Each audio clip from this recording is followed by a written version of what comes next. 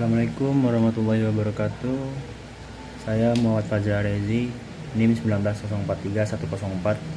Di sini saya akan menjelaskan bagaimana mengerjakan tugas AKL 1 minggu 3.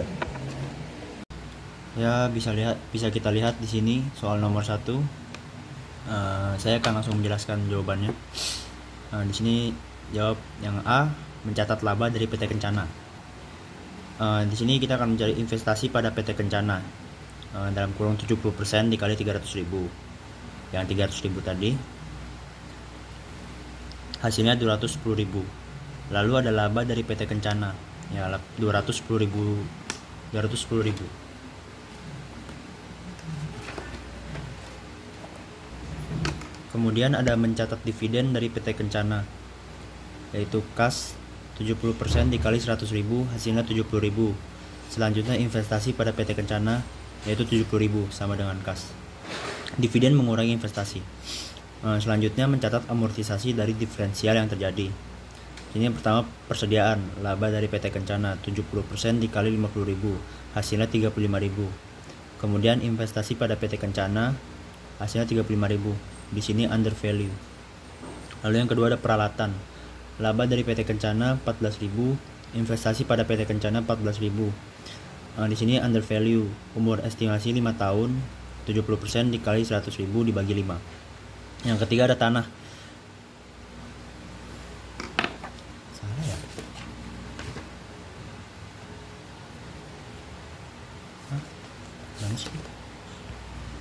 Kemudian ada tanah. Tanah tidak disusutkan karena tidak ada umur estimasi.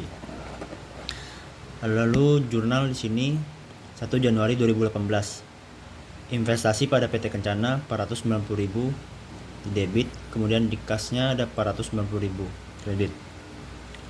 Lalu ada laba dari PT Kencana, bagian laba 70% yaitu 210.000, persediaan under value 35.000 yang tadi. Kemudian peralatan under value 14.000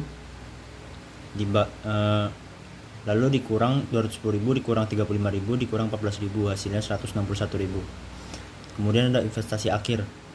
Investasi awal di sini 490.000 yang tadi yang pertama. Kemudian laba dari PT Kencana 161.000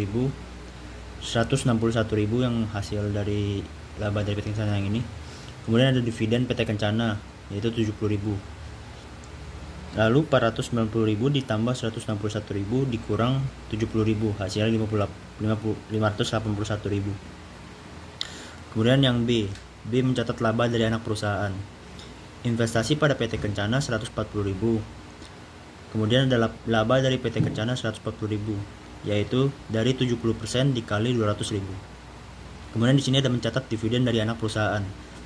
Kas 70% dikali 50.000 hasilnya 35.000. Kemudian ada investasi pada PT Kencana 35.000. Selanjutnya di sini mencatat amortisasi dari ekses yang terjadi. A. Persediaan tidak disusutkan karena telah terjual pada tahun 2018. B. Peralatan laba dari PT Kencana 14.000, investasi pada PT Kencana 14.000. Sini under value, umur estimasi 5 tahun, kepemilikan 70%. 70% yaitu 100.000 dikali 70% dibagi 5 hasilnya 14.000. Yang C ada tanah tidak disusutkan karena tidak ada umur estimasi tadi. Yang D ada goodwill mengalami penurunan sebesar 20.000 seharga 70% dikali 20.000 hasilnya 14.000. Lalu laba dari PT Kencana di sini 14.000, goodwillnya 14.000. Ya, bisa di sini laba dari PT Kencana bagian laba 70% 140.000, peralatan under value 14.000, goodwill 14.000. Yang hasilnya adalah total laba 112.000. Kemudian ada investasi akhir. Investasi awal lalu ada laba dari anak perusahaan 112.000, dividen 35.000. Lalu dikurang menjadi 77.000. Kita lanjut ke soal nomor 2.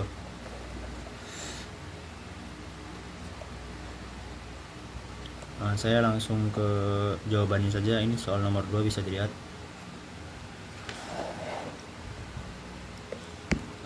Di sini jawabannya. Pertama yang A kita cari harga perolehan Yang A, harga perolehannya 660.000. Imbalan 660.000 dibagi 60%. Hasilnya 1.100.000. Nilai buku total ekuitas 1.500.000. Lalu dikurang menjadi diferensial 400.000. Kemudian sini ada akunnya, persediaan, under value, NW-nya 220.000, NB 200.000. Di sini bisa kita lihat akunnya, persediaan, under value, NW 220.000, NB 200.000, selisih 20.000, keterangan under value. Tanah di sini NW-nya 800.000, kemudian NB 670.000, selisih 130.000, under value. Kemudian ada peralatan 590.000, NW-nya NB 550.000, selisih 40.000, keterangan under value. Bangunan 530.000 dari NW-nya, kemudian ada 500.000 dari NB, kemudian selisih 30.000, keterangan under value. Kemudian ada utang obligasi, NW-nya 445.000, NB 450.000, selisihnya 5.000, keterangannya over value. Kemudian ada alokasi ke aset yang bisa diidentifikasi seharga 225.000. Goodwill-nya negatif 625.000. Lalu kita kurangi di sini 400.000, diferensialnya jadi 400.000. Atau imbalan 1.100.000, NW aset bersih 1.725.000, NB aset bersih 1.500.000. Di sini kita kurangi masing-masing, imbalan dikurang aset bersih, NW aset bersih menjadi 625.000. Kemudian NW aset bersih kita kurangi NW aset bersih menjadi 225.000. Kemudian kita kurangi menjadi 400.000. Dengan catatan di sini aset bersih total sama dengan total aset dikurang total liabilitas atau total ekuitas. Lalu kita ke jurnal. Jurnal pada saat investasi yaitu investasi pada PT Happy 660.000 di debit, kemudian ada kas 660.000 di kredit. Kemudian kita lanjut ke B, mencatat laba dari PT Happy. Investasi pada PT Happy 60% dikali 300.000 jadi 180.000.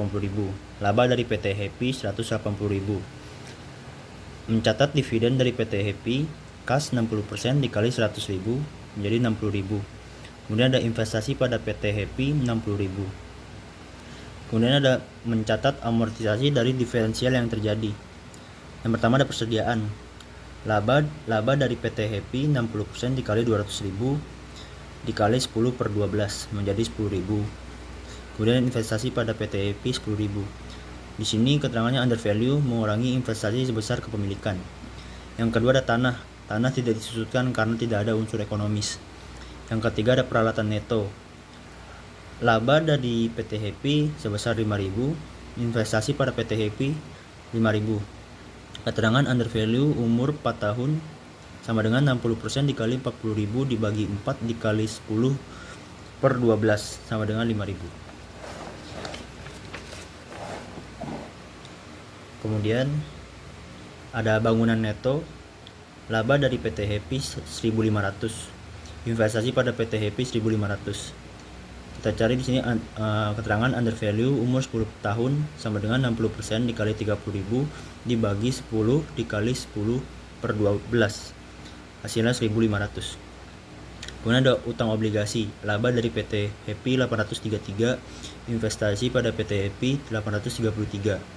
Keterangan di sini over value, jatuh tempo 3 tahun sama dengan 60% dikali 5.000 dibagi 3 dikali 10/12.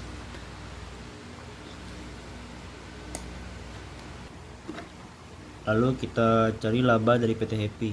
Bagian laba 60% yaitu 180.000, persediaan under value 10.000, peralatan 5.000, bangunan 1.500, utang obligasi over value 833, goodwill-nya 625.000. Semua dijumlahkan menjadi 787.667. Kemudian di sini ada investasi akhir. Investasi awalnya yaitu 660.000, laba dari PT Happy 787.667 yang tadi. Kemudian ada dividennya 60.000. Yaitu dijumlahkan menjadi 1.387.667. Cukup sekian dari saya, hanya itu saja yang bisa saya sampaikan. Kurang lebihnya mohon dimaafkan. Wabillahi taufiq wal hidayah. Wassalamualaikum warahmatullahi wabarakatuh.